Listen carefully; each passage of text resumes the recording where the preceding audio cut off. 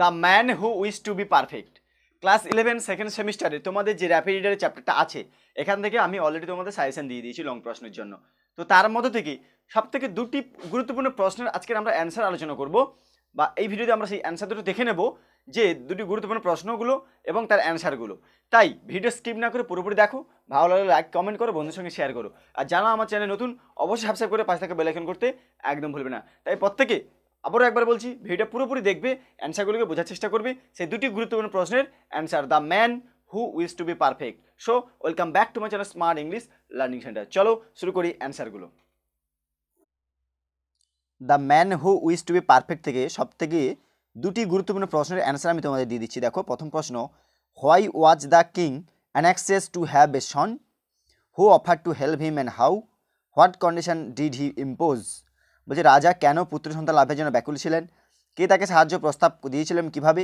তিনি কি শর্ত আরোপ করেছিলেন? দেখো, the king had no descendant to inherit his name, wealth and kingdom, that is why the king was anxious to have a son. তাহলে রাজা কেন পুত্র সন্তান লাভের জন্য ব্যাকুল হয়েছিল? রাজার যে সম্পত্তি, নাম, এই উত্তরাধিকারী যে কে পাবে, এই জন্য। কে তাকে সাহায্য করার প্রস্তাব দিয়েছিল এবং কিভাবে?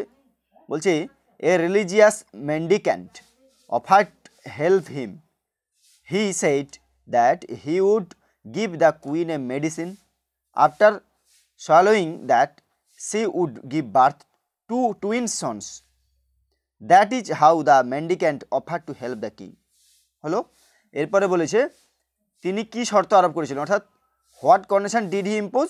এবার অ্যান্সারটা দেখো, বলেছে যে he also said that the king and queen would have to hand over one of those twin son to him and keep the other with them, this was the condition he imposed.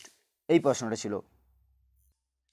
আরেকটি গুরুত্বপূর্ণ প্রশ্ন দেখো, how did the younger prince save his elder brother from the clutches of the রাক্ষসী?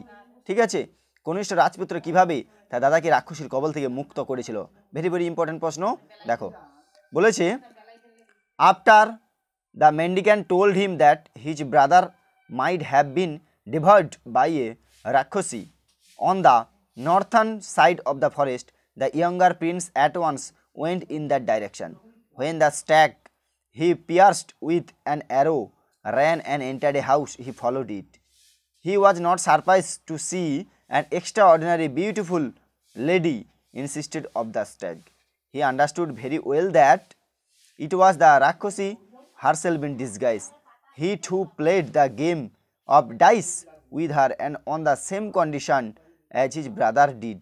However, he won all the three games and recovered the young hawk, the puppy, and ultimately his elder brother.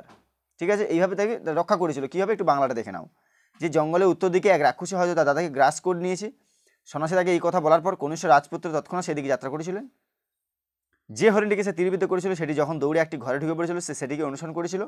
হরিণটির পরিবর্তে একজন অসাধারণ সুন্দরীকে দেখে আশ্চর্য হয়নি। সে খুব ভালো করে বুঝতে পেরেছিল যে সেই ওই সুন্দরীটি আসলে রূপান্তরিত রাক্ষসী। সেও সেই মহিলাটির সাথে দাবা খেলছিল এবং দাদার মতো একই শর্ত খেলছিল। অবশ্য সে 3টে খেলাতেই জিতেছিল এবং বাজ পাখির শাবক, কুকুরছানা এবং অবশ্যই তার দাদাকে পুনরুদ্ধার করেছিল। এভাবেই কনিষ্ঠ রাজকুমার তার দাদাকে রাক্ষসীর কবল থেকে উদ্ধার করেছিলেন।